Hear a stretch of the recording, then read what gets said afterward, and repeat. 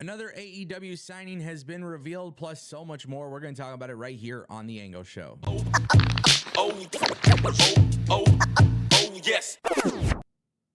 Welcome back to TAS. I, of course, am your boy Ango, and don't forget we do have a giveaway at 100,000 subscribers. So if you guys want a chance to win, you got to click subscribe. Ladies and gentlemen, let's kick things off with some TNA news. Matt Riddle was in discussions of joining TNA, but he did confirm that he decided not to sign with TNA Wrestling.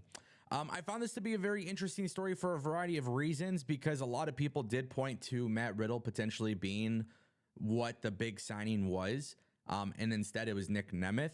However, Matt Riddle, he was on Sunday night's main event. He was talking about his talks with TNA. He was talking about the schedule of WWE and doing weekly TV and stuff like that, which I thought this was a very interesting thing, largely due to the fact that TNA does tapings, like once or twice a month at the very most. They tape a lot in advance. So Matt Riddle's whole thing was like, hey, I don't want to work weekly TV. It's like these other companies, they do events, you work these events, that type of thing. I don't know. I found it to be a very interesting thing. He talked about how it was just very different, how MLW and New Japan was very different from WWE. And it kind of seems like Matt Riddle thinks that TNA is a lot more like WWE, which I guess from a presentation standpoint of like presenting a wrestling product, even though it's pre-taped, episodic TV. I get it where he's coming from. But it is interesting, quite honestly. I mean, when you think about TNA and what they've been able to potentially do, I think they have done a really good job of gaining momentum.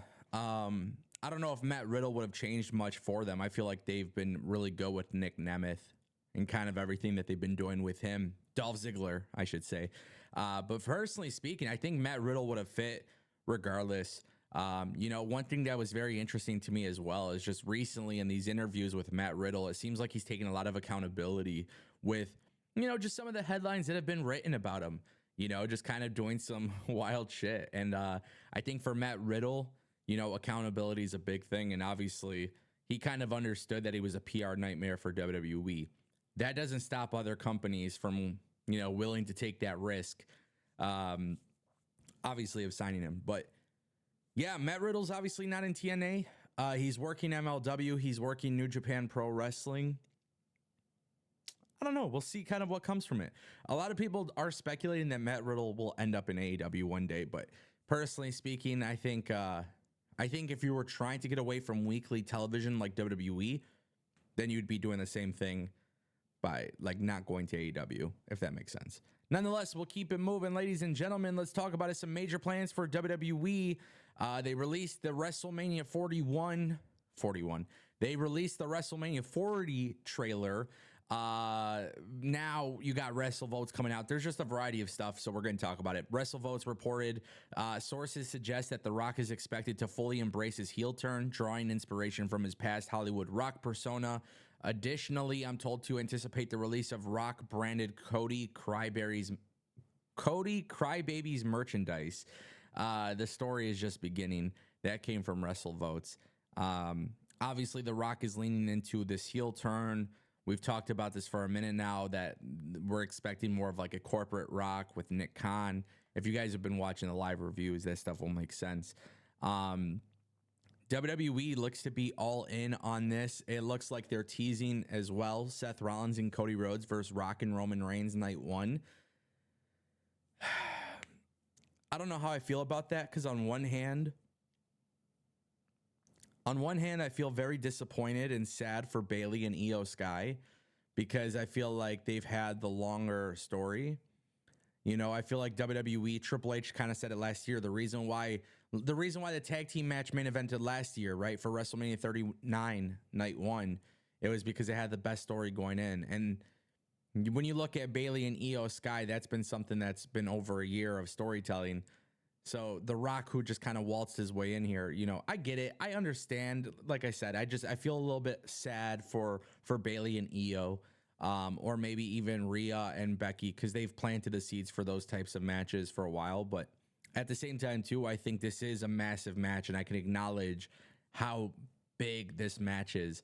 I don't know how they go about this, but for early shits and giggles, let's just kind of fantasy book for a second. Seth Rollins and Cody, night one, they're all doing double duty, right? Like Seth Rollins will have to, at this point, Seth Rollins has to defend the World Heavyweight Championship night two, right? So Cody defends it night two, or Cody defeats Roman night two. Seth Rollins drops the belt night two. Yeah, I mean, this will be a very interesting thing because you could always go through the scenario of WWE having Rock and Roman win night one and then Cody winning night two.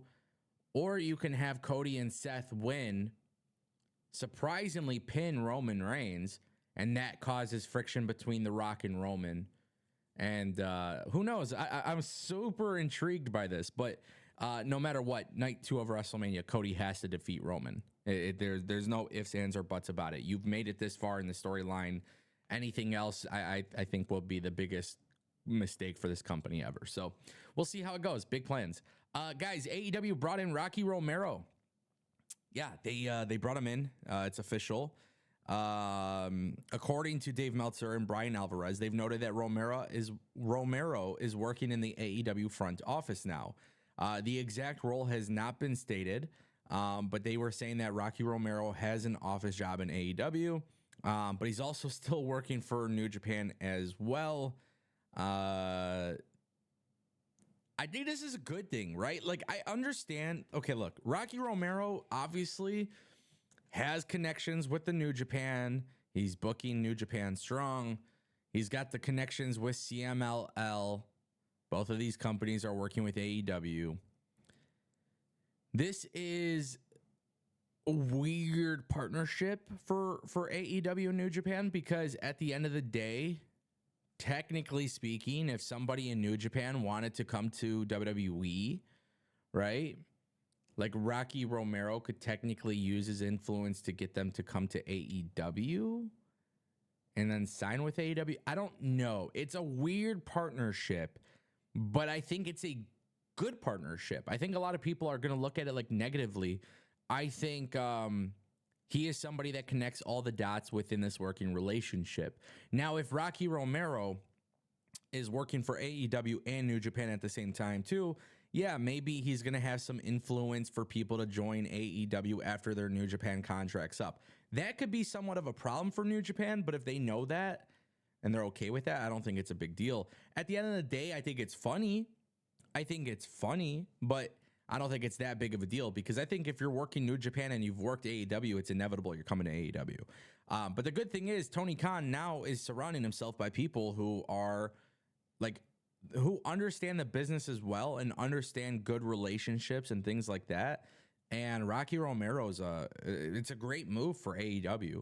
You know, you're going to have a lot of people criticize and complain and stuff, but this is one of those things where it's like, who cares that he still works for New Japan? As long as, you know, as long as they're all on the same page, that's actually all that really matters. New Japan, AEW, they got to be on the same page. Rocky Romero, Tony Khan, you know, Hiroshi Tanahashi is now the president of New Japan. Like, that's what matters. And then, of course, you got to add CMLL into the mix.